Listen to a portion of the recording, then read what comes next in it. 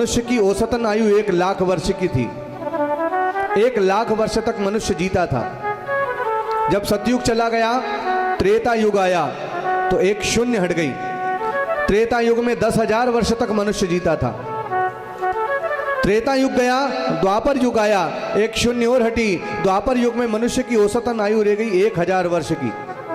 जब द्वापर भी चला गया, कलयुग आया तो कलयुग में मनुष्य की औसतन आयु रह गई 100 वर्ष की। 100 वर्ष तक तो मनुष्य को कलयुग के अंदर जीना चाहिए, परंतु हे राजन,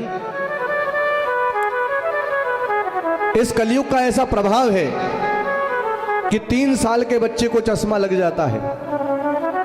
16 साल का बच्चा, 16 साल का जो लड़का होता है उसके बाल सफेद हो गए। 35 साल हार्ट पेशेंट, नाना प्रकार की बीमारियों ने उसको घेर लिया। अच्छा, एक चीज और है राजन, मनुष्य जो है, वेदों के अनुसार मनुष्य की औसतन आयु 100 वर्ष की निर्धारित की गई, परंतु 100 वर्ष में भी 50 साल तो वो सोने में व्यतीत कर देता है, क्योंकि 12 घंटे का दिन और 12 घंटे की रात, तो आधा 50 साल कहाँ चले गए उसके? सोने में चले गए। बचे 25 साल स्त्री संग में व्यतीत कर देता है मनुष्य। ससुरारी प्यारी भई तबते, रिपुरूप कुटुंब भय तबते। बचे 25 साल, तो 25 साल सांसारिक कार्यों में निकाल देता है। तो उसके लिए समय बचा कहाँ मनुष्य के लिए? इसलिए हे राजन, ये जो प्रश्न करा है, ये प्रश्न तुमने अपने लिए नहीं करा, अभी तो पूरे समाज के कल्याण के लिए करा है। इसलिए हे राजन, मैं तुम्हें बताना चाहता हूं कि मनुष्य को करना क्या चाहिए। मनुष्य को जल्दी मरने वाले व्यक्ति की मुक्ति का तो केवल एक ही उपाय है राजन, कि श्वास श्वास पर कृष्ण भजे, वृथा श्वास जनि खोय। और ना जाने या श्वास को आवन हो या न हो। हे राजन, जल्दी मरने वाले की मुक्ति का उपाय एक ही है कि अपनी प्रत्येक श्वास पर कृष्ण भज, कृष्ण भज, कृष्ण भज, कृष्ण भज, कृष्ण भज। प्रत्येक आती जाती श्वास पर कृष्ण भज, राम भज, कृष्ण भज, कृष्ण भज, कृष्ण भज, कृष्ण भज, कृष्ण भज, कृष्ण भज।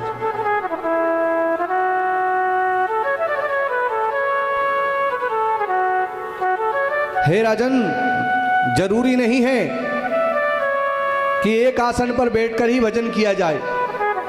चलते फिरते, उठते बैठते, हंसते बोलते, नाचते गाते, प्रत्येक परिस्थिति में भगवान के नाम का जपन कर अपनी जिह्वा पर कृष्ण भज, कृष्ण भज, कृष्ण भज, कृष्ण भज, क्योंकि समय बहुत कम है।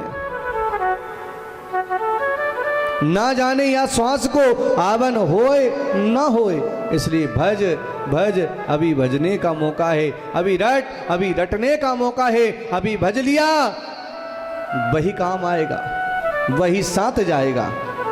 इसलिए प्रत्येक जिह्वा, अपनी जिह्वा पर, प्रत्येक श्वास पर कृष्ण के नाम का भजन करते चले जा।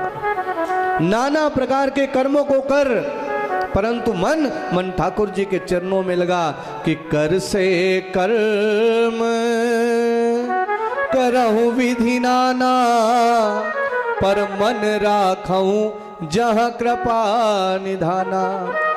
नाना प्रकार के कर्मों को करते चले जा और मन ठाकुर जी के चरणों में लगा दे। बस अपन घर में काम भी करें, झाड़ू लगाए तो कृष्ण भजो, भोजन बनाओ तो कृष्ण भजो, गौशाला में गोबर उठाओ तो भी कृष्ण भजो, गाय की सेवा कर रहे हो तो भी कृष्ण भजो, मोबाइल मत चलाओ, कृष्ण भजो, कृष्ण भजो, कृष्ण भजो, कृष्ण भजो। क्योंकि समय को भरोसो कोणी कद पलटी मार जावे। समय को भरोसो कोनी कद पलटी मार जावे। कब ये सांस आए नहीं आए कोई भरोसा क्या? इसलिए एक ही बात कही। सुखदेव स्वामी कहते हैं राजन, अपनी प्रत्येक श्वास पर कृष्ण भज, कृष्ण भज, कृष्ण भज। कर से कर्म करहु विधि नाना, पर मन राखऊं जहां कृपा निधाना। अपने मन को ठाकुर जी के चरणों में रख करके इस संसार के प्रत्येक कर्म को करता चला जा और उस कर्म को ठाकुर जी के चरणों में समर्पित कर दे। तेरा मुक्ति हो जाएगी, तेरा उद्धार हो जाएगा। पर मन ठाकुर जी में कैसे लगाएं? मन हमारे बस में है क्या? क्यों मामा जी, मन हमारे वश में है क्या? नहीं है। पंडित जी ने कहा फूल चढ़ाओ, आपने फूल चढ़ा दिए। पंडित जी ने कहा वस्त्र चढ़ाओ, आपने वस्त्र चढ़ा दिए। पंडित जी ने कहा फल चढ़ाओ, आपने फल चढ़ा दिए। पंडित जी ने कहा प्रसाद चढ़ाओ, आपने प्रसाद चढ़ा दिया। पंडित जी ने कहा दक्षिणा चढ़ाओ, आपने दक्षिणा चढ़ा दी। पंडित जी ने कहा अपना मन चढ़ाओ, तो मन तो अपने वश में है ही नहीं, मन कैसे चढ़ाऊं? मन हमारे वश में है क्या?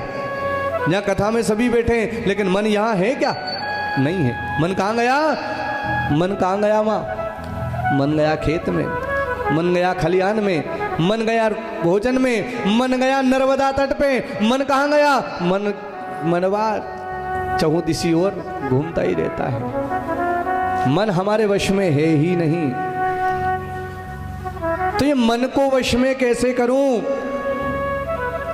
मैंने कहा था ना, मन के हारे हार है और मन के जीते जीत, और मन ही मिलावत राम सो मन ही करत है भजीत। मन को कैसे वश में करूं? क्योंकि मन मेरे वश में है ही नहीं। तो यहां पर सुखदेव स्वामी ने बहुत सुंदर बात बताई। सिर्फ मात्र एक श्लोक में उन्होंने इस मन को अपने वश में करने का साधन बता दिया। सुखदेव स्वामी कहते हैं कि हे राजन, जिस मनुष्य के जीवन के अंदर ये चार बातें निहित रहती हैं, उस व्यक्ति का मन आपरूप उसके वश में हो जाता है। मामी जी, अपना मन कहाँ गया? मन कहाँ चला गया? रसोई घर में। मन कहाँ चला गया? मन चला गया खिड़किया में। मन कहाँ गया? मन चला गया इंदौर में। मन कहाँ गया? मन चला गया मामा जी का हरदा में। मन कहाँ गया?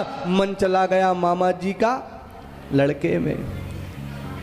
मन जो है ना, मन ही मुक्ति और मन ही बंधन का कारण है।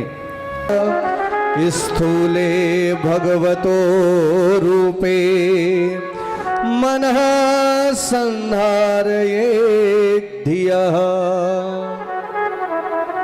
यदि मन को यदि वश में करना चाहते हो तो सबसे पहले जित आसन हो, अपने आसन को जीतने का प्रयास करो ज्यादा से ज्यादा। एक आसन पर बैठे हुए हैं, सुखासन से बैठने का। अपन आसन पर बैठते हैं ना, आपने देखा होगा पंडित जी की बैठक बड़ी लंबी होती है। कभी कभी 4 घंटे सुबह बैठ जाए, 4 घंटे शाम को बैठ जाए और सुखासन से बैठे। मामा जी, इस आसन पर आप कितनी देर बैठ सकते हो? आपने कहा मैं पंडित जी इस आसन पर 3 घंटे बैठ सकता हूं या 4 घंटे बैठ सकता हूं। मतलब ये जो आसन है ना, आपने इस आसन को सिद्ध कर रखा है। कई लोग होते हैं मामा जी नहीं बैठ पाए, 15 मिनट नहीं होते, उठ करके गए, थोड़ा चल करके आए और फिर वापस उधर बैठ गए। बैठते नहीं बनती, चलने की कितनी कह दो, लेकिन बैठते नहीं बनेगी। लेकिन सुखदेव स्वामी एक बात स्पष्ट तौर से कहते हैं, जित आसन हो, अपने आसन को जीतने का प्रयास करना चाहिए। हम भगवान का भजन करने के लिए बैठते हैं तो कितनी देर बैठ पाते हैं? पहले अभ्यास करना चाहिए अपने आसन पर बैठने का, ज़्यादा से ज़्यादा समय व्यतीत करना चाहिए अपने आसन पर। जित आसनो, फिर जब आप अपने आसन को जीत लोगे, फिर दूसरी बात जित श्वासो, अपनी श्वास को जीतने का प्रयास करना चाहिए। हमारा शास्त्र ये कहता है कि प्रत्येक प्राणी को ब्रह्म मुहूर्त में उठ जाना चाहिए। ब्रह्म मुहूर्त सवेरे 4:30 बजे के बाद सोना अपराध बताया गया। ब्रह्म मुहूर्त में प्रत्येक मनुष्य को उठना चाहिए। स्नान 3 प्रकार के बताए मामी, स्नान जो बताए 3 प्रकार के बताए। पहला है ऋषि स्नान, दूसरा है मनुष्य स्नान और तीसरा है राक्षस स्नान। तो सबसे पहला जो स्नान है ऋषि स्नान, वो कब किया जाता है? प्रातःकाल सवेरे 4:30 बजे उठ करके जो सपड़ ले, जो नहा ले, वो ऋषि स्नान। दूसरा मनुष्य स्नान कब किया जाता है? सूर्य उदय से 10 मिनट पूर्व जो स्नान कर ले, वो हो गया मनुष्य स्नान। और सूर्य उदय के बाद जो नहाए, वो हो गया राक्षस स्नान। तो अपन तो सब राक्षस स्नान कर रहे हैं, अभी कर रहा है कि नहीं कर रहा है? सबसे पहले कहते हैं अपनी श्वास को जीतने का प्रयास करना चाहिए। मैंने अभी बताया आप लोगों को कि सतयुग के अंदर मनुष्य की औसतन आयु 1 लाख वर्ष की होती थी, 1 लाख वर्ष तक जीता था। वो कैसे जीता था? क्योंकि उसने अपने श्वास पर विजय प्राप्त कर रखी होती है। श्वास पर विजय प्राप्त करने का कैसे विजय प्राप्त की जाती है? प्रातः काल उठो। पहले लिखा हुआ था मामी जी, पहले लिखा रहता था क्या कि कराग्रे वस्ते लक्ष्मी, कर मध्य सरस्वती, कर मूले स्थितो ब्रह्म, प्रभाते कर दर्शनम। प्रभाते मतलब प्रातः काल उठ करके सबसे पहले अपने कर मतलब हाथों का दर्शन करना चाहिए। परंतु आजकल हाथों का दर्शन कोई नहीं करता। आजकल पहले लिखा था कर दर्शनम, अब कर दर्शन की जगह हो गया कप दर्शन। जब तक चाय का कप नहीं दिखाई देगा तब तक उठेगा नहीं पट्टा। तो हो गया क्या? कप दर्शन। प्रातः काल सवेरे ब्रह्म मुहूर्त में उठ करके प्राणायाम करना चाहिए। प्राणायाम करने से हम अपनी श्वास पर विजय प्राप्त कर सकते हैं। प्राणायाम करने से ब्रह्मरंध्र की शुद्धि होती है। आपने प्राणायाम देखा होगा, बाबा रामदेव करवाते हैं। लोम विलोम, इधर से सांस को खींचा और इधर से बंद करके इधर से छोड़ा, फिर इधर से खींचा, फिर इधर से छोड़ दिया। मामा जी उसे कहते हैं प्राणायाम। अपनी श्वास पर विजय प्राप्त करने का प्रयास करना चाहिए। पहला है जितासनो, अपने आसन को जीतो। फिर दूसरा जित श्वासो, अपनी श्वास को जीतने का प्रयास करना चाहिए। जित श्वासो। फिर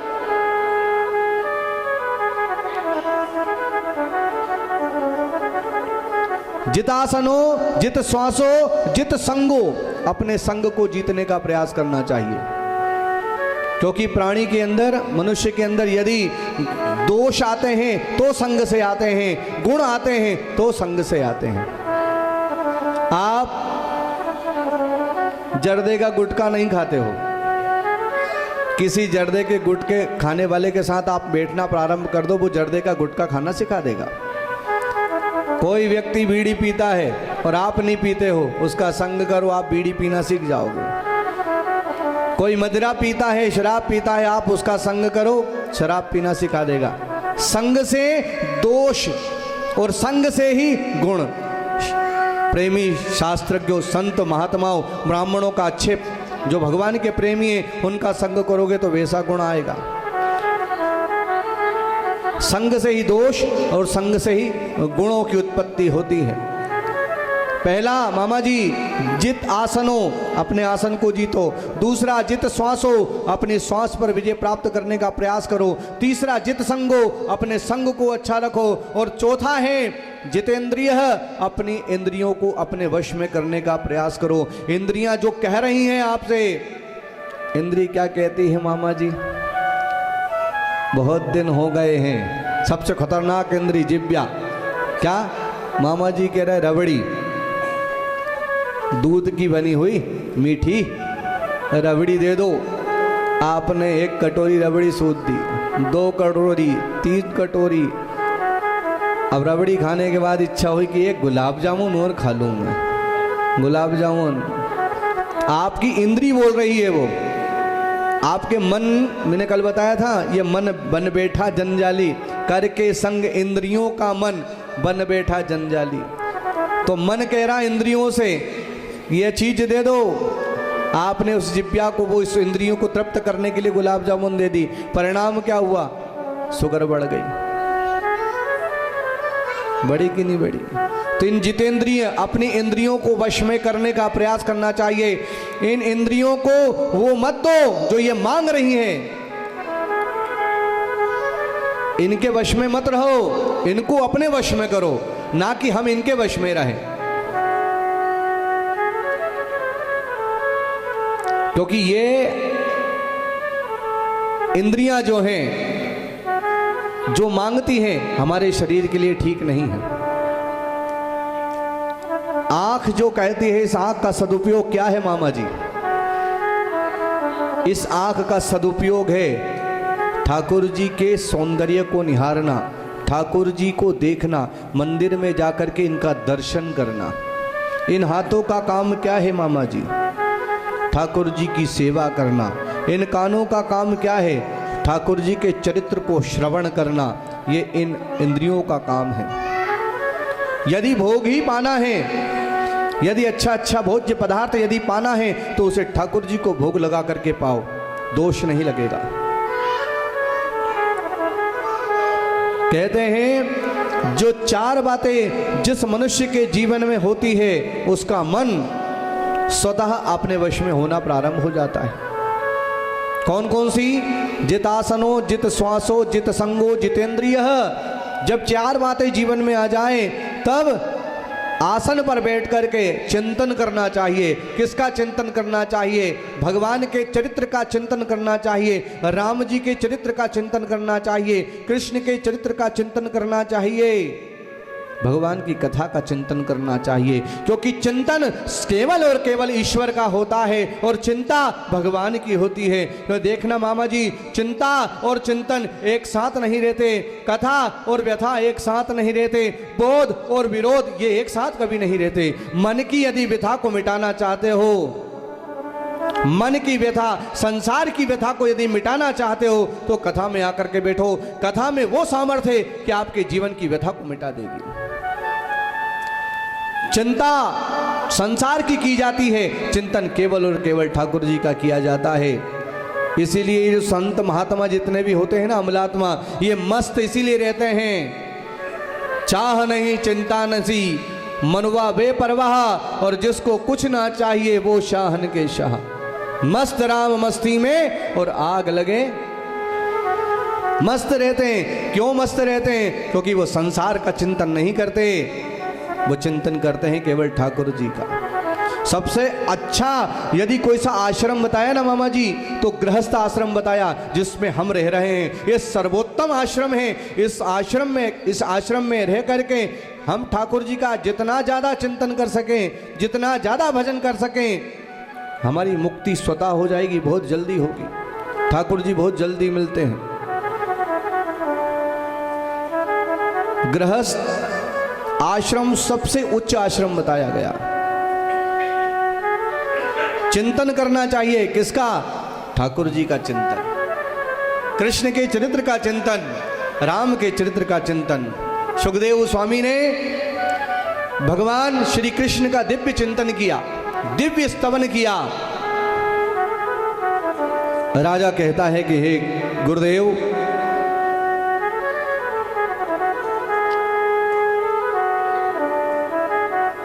ये भगवान सारी सृष्टि को परमात्मा कैसे बनाते हैं, और जो उपदेश आप मुझे सुना रहे हैं, जो आप उपदेश मुझे कह रहे हैं, इसको आपने भागवत धर्म कहा है। इस भागवत का उपदेश सबसे पहले नारायण ने ब्रह्मा को कैसे किया, ये मुझे बताइए। परमात्मा सारी सृष्टि को क्यों बनाता है?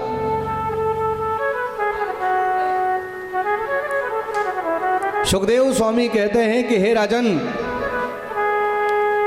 इस संसार को परमात्मा कैसे बनाता है?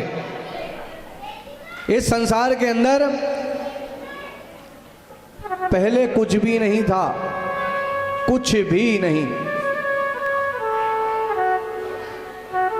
ना स्थावर थे, जंगम, अंडज, उद्भिज, स्वेदज, जरायुज, बिल्कुल कुछ भी नहीं था इस संसार के अंदर। यदि कुछ था तो केवल और केवल वो परब्रह्म था। कौन? वो परब्रह्म। मामा जी, सबसे पहले उस परब्रह्म ने, उस परमात्मा ने सबसे पहले जल का निर्माण करा। भगवान ने सृष्टि कैसे रचाई मैं बताता हूं। सुखदेव स्वामी कहते हैं कि सबसे पहले उस परमपिता परमेश्वर ने जल का निर्माण करा। जल को संस्कृत में कहते हैं नार। क्या कहते हैं? नार। नार माने जल। फिर उस जल के अंदर मकान बनाया, मतलब शेषनाग की उत्पत्ति करी। मकान बनाया तो मकान को संस्कृत में क्या कहते हैं? मकान को संस्कृत में कहते हैं अयन। कहते हैं जल को क्या कहते हैं संस्कृत में? नार। और मकान को क्या कहते हैं? अयन। तो दोनों संस्कृत के शब्दों को जोड़ो, नारायण। क्या हो गया भगवान का नाम? नारायण। शेष सैया पे विराजित श्रीमन नारायण, उनके नाभि कमल से एक कमल का पुष्प प्रस्फुटित होता है, वो आकर के समुद्र की सतह पर आ जाता है। उस पर ब्रह्मा जी का प्राकट्य होता है। ब्रह्मा जी ने चारों दिशाओं के अंदर, 10 दिशाओं के अंदर घूम करके देखा, ब्रह्मा जी के 4 मुंडा हो गए। ब्रह्मा जी ने खूब ढूंढा। ब्रह्मा जी सोचते हैं कि मुझे, मेरी उत्पत्ति करने वाला मेरा पिता कौन है, मेरी उत्पत्ति कहां से हुई है। खूब ढूंढा ब्रह्मा जी ने, कहीं कोई दिखाई नहीं दिया। तब ब्रह्मा जी क्या करते हैं? उस कमल के पुष्प की नाल के अंदर ब्रह्मा जी प्रवेश कर जाते हैं। ऊपर जाए नीचे आए, ऊपर जाए नीचे आए, ऊपर जाए नीचे आए। जब ब्रह्मा जी को ये पता नहीं चला कि मेरी उत्पत्ति कहां से हुई, मेरा पिता कौन है, तब हार करके आकर के कमल के पुष्प पर बैठ जाते हैं। उसी समय पर ब्रह्मा जी को 2 वर्ण सुनाई देते हैं। मतलब कमल के पुष्प के जो पत्ते थे, उन पत्तों का संसर्ग जब जल पर हुआ, आप पत्ते को जल पर मारो तो 2 वर्ण सुनाई देंगे, ता और पा। ता पा, तप तप तप तप तप ऐसी आवाज आती है पत्ते को मारेंगे। मानो उस परम पिता परमेश्वर का आदेश कि तपस्या करो, तब जाकर के तुम्हें पता चलेगा कि तुम्हारी उत्पत्ति कहां से हुई है। ब्रह्मा जी ने 10,000 वर्षों तक तपस्या करी। नारायण भगवान प्रकट हुए और नारायण भगवान ने प्रकट होकर के ब्रह्मा जी का हाथ पकड़ा और हाथ पकड़ कर कह दिया कि हे ब्रह्मा, आज से मैंने तुझे सारी सृष्टि का विधाता बनाया, जा तू सृष्टि का सृजन कर। ब्रह्मा जी कहते हैं, हे भगवान, हे परमपिता परमेश्वर, आप मुझे सारी संसार का मालिक बना रहे हो, सारे संसार का मालिक आप मुझे बना रहे हो, और मुझे अगर अभिमान हो गया तो? क्योंकि जीव के पास में जब ज्यादा धन संपत्ति आ जाती है मामा जी, तो वो अभिमान में फूल जाता है। फूलता है कि नहीं फूलता? ऊंट जो होता है ना, ऊंट जब चलता है तो अपने आप में सोचता है कि मैं सबसे ऊंचा हूं, लेकिन जब वो पहाड़ के नीचे आता है तब पता चलता है कि मैं तो बहुत छोटा हूं। ऐसे ही ब्रह्मा जी कहते हैं कि आप मुझे इस संसार का मालिक बना रहे हो, और मुझे अगर अभिमान हो गया तो?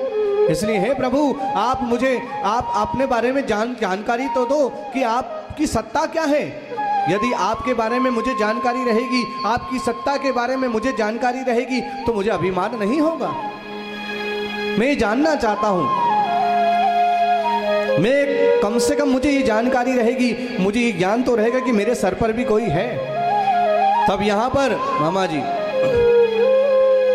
उस परमपिता परमेश्वर ने, नारायण ने चतुश्लोकी भागवत ब्रह्मा जी को प्रदान करी। चतुश्लोकी भागवत मैं स्पष्ट तौर से भगवान कहते हैं कि हे ब्रह्मा, हे विधाता, इस संसार के अंदर पहले के कुछ भी नहीं था, कुछ भी नहीं था, केवल और केवल मैं था, केवल और केवल मैं था। सृष्टि बनने के बाद, सृष्टि के पहले भी मैं, सृष्टि बनने के बाद भी मैं, और सृष्टि के बिगड़ जाने के बाद भी यदि कुछ बचता है तो केवल और केवल मैं बनता हूं, मैं बचता हूं।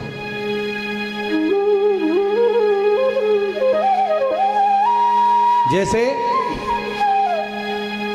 मामा जी प्रसन्न होकर के,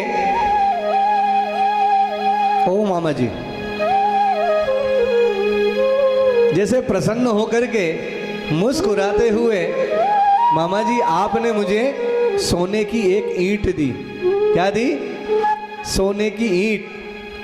ओहो, तब सोने की ईंट दी मामा मामी ने मुझे, तो मैंने उस सोने की ईंट का क्या करा, उसके 50 टुकड़े कर दिए, सुनार को दिए, सुनार ने गले का हार बना दिया, कड़े बना दिए, कंगन, टॉप्स बना दिए, नाक की नथनी बना दी, आभूषण तैयार हो गए। अब मैं किसी को दिखाऊंगा तो कहेगा ये गले का हार है भैया, ये हाथ का बाजूबंद है, ये कान के कुंडल है, सोने के हैं, है ना, सोने का हार, सोने के बाजूबंद, सोने के कुंडल, सोने की नथनी। कुछ दिन तक तो पहने, फिर उसको ओखली में लिया और कूट दिया। कहने का तात्पर्य क्या कि मामा जी जब आपने मुझे वो ईंट दी थी तब भी वो सोना थी, ठीक ही नहीं थी। जब उसके आभूषण बन गए तब भी क्या वो सोने के थे, ठीक ही ना। और जब वो मिट गए तब भी वही सोना ही बचेगा, मिट्टी नहीं होगा। ऐसे ही वो परमपिता परमेश्वर कहता है, ऐसे ही वो ईश्वर कहता है कि सारी सृष्टि से पहले केवल और केवल मैं, बनने के बाद भी इस कण कण के अंदर केवल और केवल मैं, और जब ये सृष्टि सारी प्रलयंकारी समुद्र में विलीन हो जाती है तब भी केवल और केवल कुछ यदि बचता है तो केवल मैं पर ब्रह्म ही बचता हूं। इसी प्रकार हे ब्रह्मा, हे विधाता, दुनिया में सबसे पहले नारायण, बनने के बाद भी नारायण, और बिगड़ने के बाद भी यदि कुछ बचता है तो केवल और केवल नारायण बचता है। अब मैं तुझे अपनी माया का परिचय देता हूं, जो संसार में नहीं है, जो संसार में नहीं मामा जी, वो भी हमें इन आंखों से यदि दिखाई दे, और जो संसार में है और होने के बाद भी हमें इन आंखों से यदि दिखाई ना दे, उसे मेरी माया समझो भगवान कहते हैं। वो मेरी माया है। ये सारी सृष्टि कैसे बनती है मालूम? भगवान कहते हैं हे विधाता, ये सारी सृष्टि बनती है 5 तत्वों से मिलकर के। क्षिति जल पावक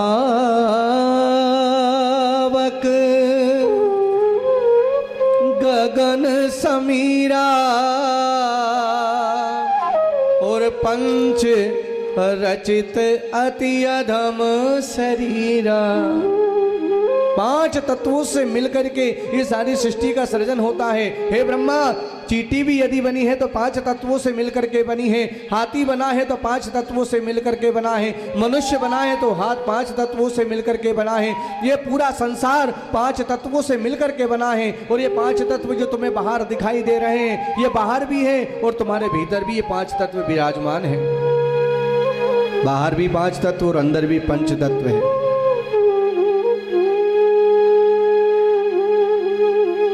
ऐसे ही है विधाता, दुनिया में मैं रह करके भी दुनिया से बहुत अलग हूं। सारी दुनिया में मैं व्याप्त हूं और सारी दुनिया मुझ में ही व्याप्त है कि नहीं है? मामा जी, कण कण में परमात्मा निवास करता है। कण कण में हरि व्यापक सर्वत्र समाना, और प्रेम में प्रकट हो ही में जाना। भगवान कण कण में विराजमान हैं। एक बार हम लोग कौन है? जीवात्मा। और वो कौन है? वो परमात्मा है। जीवात्मा और परमात्मा ने एक खेल खेला। अपन खेल खेलते हैं ना, लुक्का छुपी का। खेला कि नहीं खेला? एक दाम देने जाता, बाकी सब छुप जाते हैं।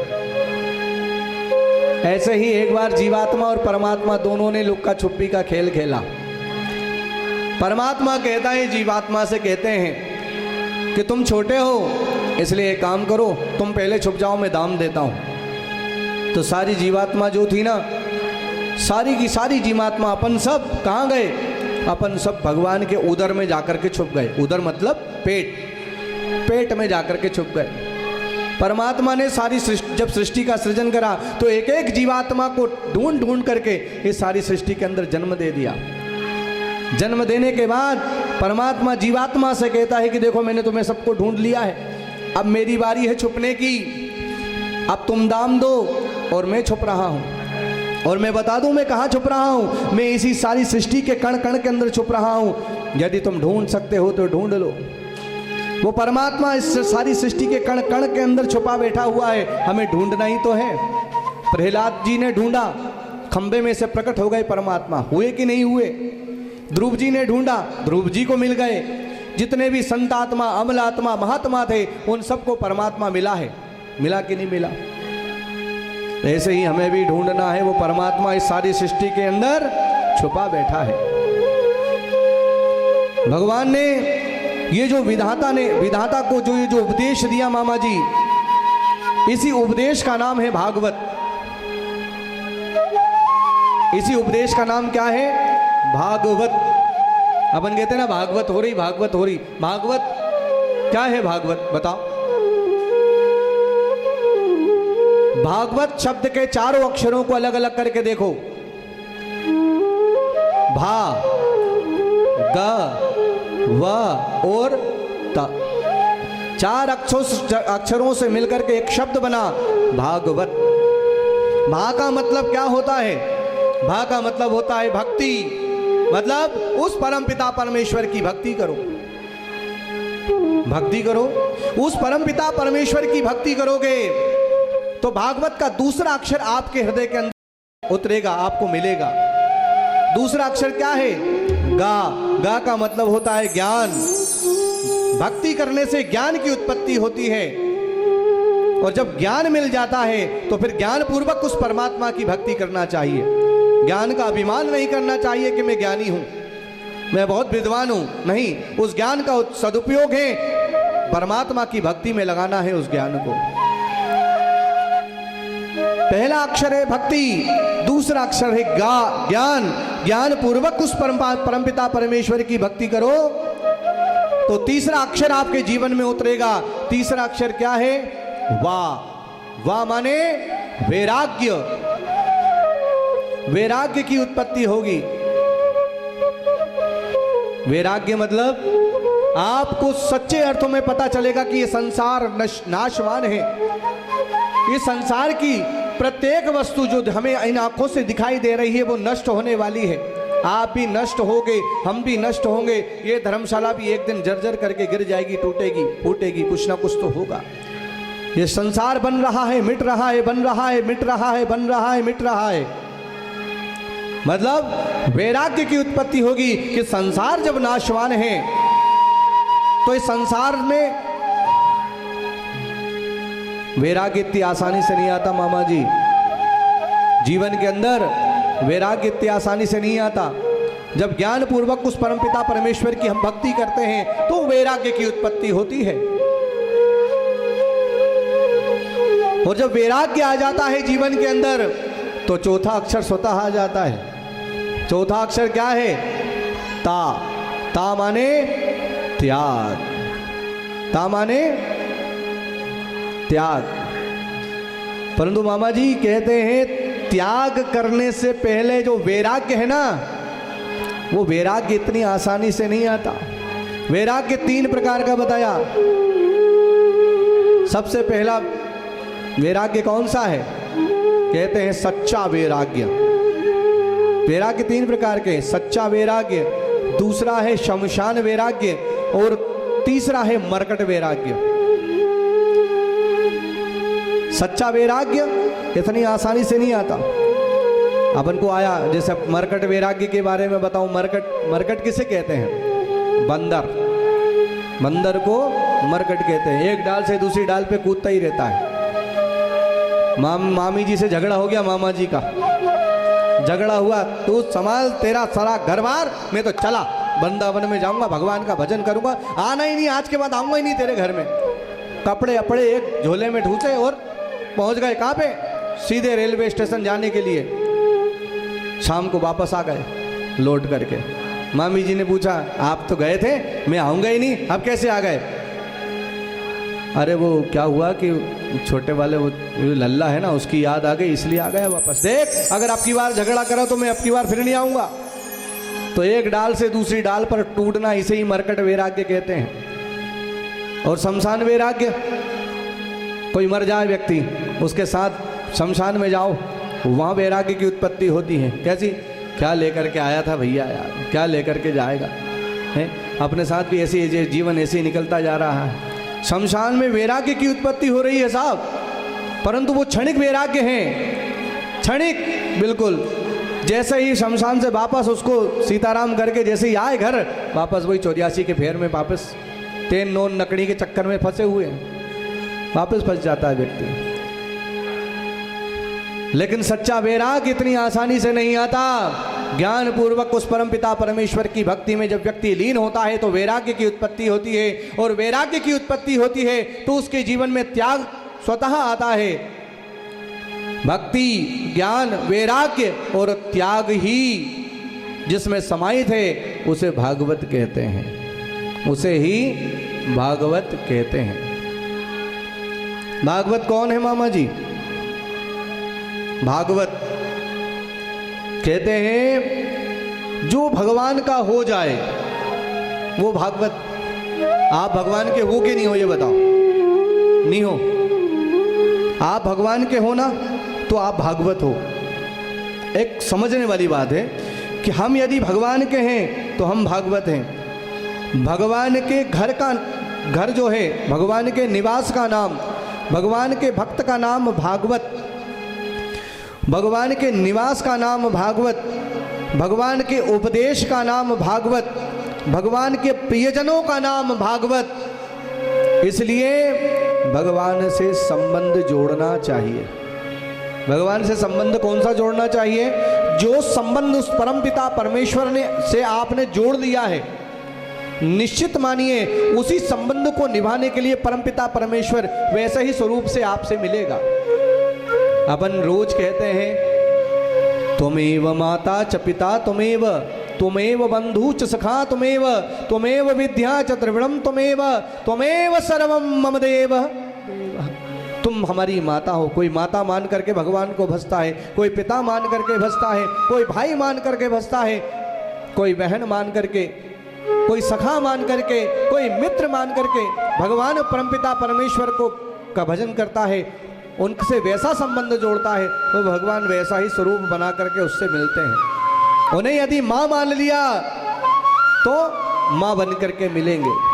और मालूम, इनको माँ मान करके यदि अपन भजते हैं ना, अपन कहते हैं ना जय जय श्री राधे, ये दोनों हाथ क्यों उठाते हैं मालूम? क्योंकि कहते हैं ये दोनों हाथ उठाने का मतलब क्या है? ये दोनों हाथ जब व्यक्ति उठाता है तो इसे कहते हैं समर्पण मुद्रा। मतलब आपने देखा होगा कि जब बालक छोटा होता है, जब घुटमन घुटमन चलता है और उसकी माँ भोजन बनाती होती है, रोता है, माँ के पास में आकर के रोता है और हाथ ऊंचे करता है। माँ क्या करती है? माँ ने देखा कि मैं काम कर रही हूँ, माँ क्या करती? खेल खिलौने पकड़ा देती उसको। तो वो बालक खेल खिलौनों में, एक बालक ऐसा होता है वो खेल खिलौने में उलझ जाता है, और एक बालक ऐसा होता है अपनी माँ के लिए रोता है, तड़पता है, बिलखता है। माँ यदि खेल खिलौने भी देगी तो उसे फेंक देगा, तोड़ देगा, खूब रोता। जब रोएगा तो माँ समझ जाएगी कि अब ये खेल खिलौने से मानने वाला नहीं है, इसको गोद में लेना ही पड़ेगा। ऐसे ही मैं बताना चाहता हूँ कि वो परमपिता परमेश्वर हमारी माँ है, और हम सब इस संसार के अंदर उसी के लिए रो रहे हैं, उसी के लिए बिलख रहे हैं कि किसी प्रकार से वो हमें अपनी गोद में बिठा ले। लेकिन वो परमपिता परमेश्वर, वो हमारी माँ, हमें कई प्रकार के खेल खिलौने पकड़ा करके, कई तो ऐसे हैं खेल खिलौने में खेलते रह जाते हैं, और कई ऐसे महापुरुष हैं, कई ऐसे संत हैं जो उस सारे खेल खिलौनों को, सारे प्रलोभनों को तोड़ देते हैं। फिर परमपिता परमेश्वर अपनी गोदी में जरूर उन्हें बिठा लेता है। ऐसे ही जब हाथ खड़े करते हैं उस परमपिता परमेश्वर के लिए, तो हम ये जीवात्मा, वो परमात्मा, वो हमारी माँ है, उसने हमें निश्चित मानना, वो हमें अपनी गोदी में जरूर बिठाता है कि करहि सदा तिनकी रखवारी, और जिमि बालक राखई महतारी। जैसे एक माँ अपने बच्चे को उठा करके गोद में बिठाती है, वैसे ही वो परमपिता परमेश्वर हमारी माँ है, वो हमें निश्चित अपनी गोद में, हम उसी के लिए तो तरस रहे हैं, परंतु हम खेल खिलौने में उलझे पड़े। मामा जी, मोटर गाड़ी चल रही है, चल रही कि नहीं चल रही है? जो भगवान का हो गया वो भागवत, भगवान के उपदेश का नाम भागवत, भगवान के निवास का नाम भागवत, भगवान के प्रियजनों का नाम भागवत। भागवत और कुछ नहीं है। भागवत जो है भगवान की भक्ति करने का साधन है, भगवान को प्राप्त करने का साधन है।